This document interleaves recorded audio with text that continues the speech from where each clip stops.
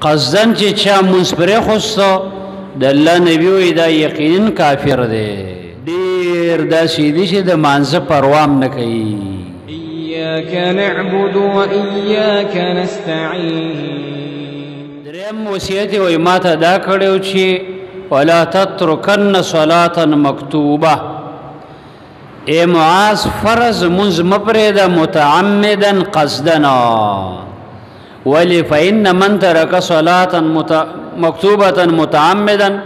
فقد برئت منه ذمة الله اے معاذ اغا سوک چه قصدن فرض منز پریدی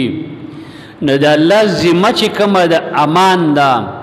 چه اللہ دل امن ورکی دنیا کم و آخرت کم نو دا اللہ ذمہ دا دن ختم شوا که پا هر کند که دا حلاکش دائمی یو دیر عجیب وصیت دے وی فرض منز مپره دا قصدنا گورا متعمدن قید که دا فیده دا چه کل کل دا عذر شرعی دا وجه نا انسان نا منز پاتی کیگی دسی بیمار دے چه اگر نظمک بیجه نا اسمان پخاو بد بانده نده پوی یا بیوش پروت دے اسپتال کے ندن منز دی وقت یو ساقط دے زکر دا غریب نپویگی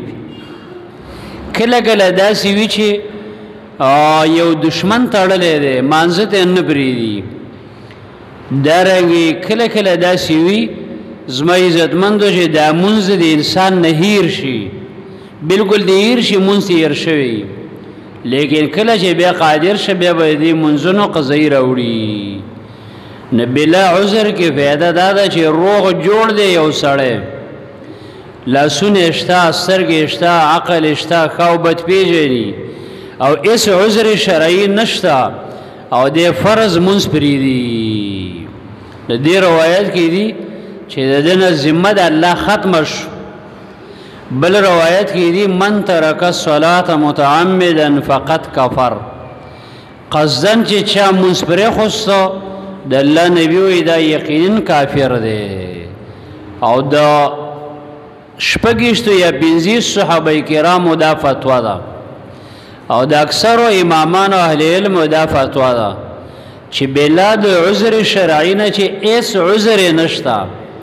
او همیشه بار بار فرض من دا سڑے بریدی نا دا اسلام دا دائری نا بار دے دا کافر دے صرف امام سے بوئی چه کفر دا نزدے دے پا بارڈر والار دے جیل دا بواشا ولی یا با توبو باسی او یا با جیل کے مرشی نور عام محدثین و ادا کافر دی فرض منزو نن زمان معاشره که سمرا نوجوانان امتا سمرا زنانا او سمرا عام بندگان فرض منزو قصدن بلا عذر پریدی پدی چمنونو که چه دا سیر صفا دا پارا گرزی بازارونو که دا زنانا پینزاو لس گھنٹے گرزی سوداگانے کئی آیا من سوخ کئی دوی دیر دا سیدی چه دا مانزه پروام نکئی سمر لیا جرم دے دے دا وجه نا بازی کبیره گناونا کل دا سیوی چه دیر شی او بار بار همیشه شی نا دا ایمان دا سڑی نا ایستا اخری